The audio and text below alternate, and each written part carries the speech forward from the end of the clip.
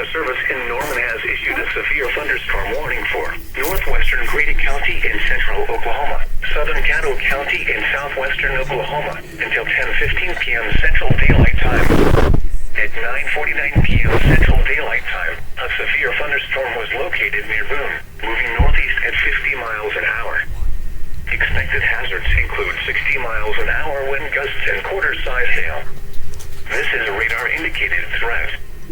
The following impacts are expected. Hail damage to vehicles is expected.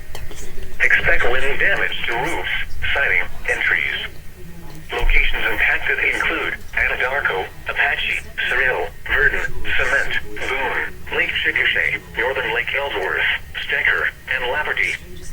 For your protection, move to an interior room on the lowest floor of a building. A tornado watch remains in effect for the warned area.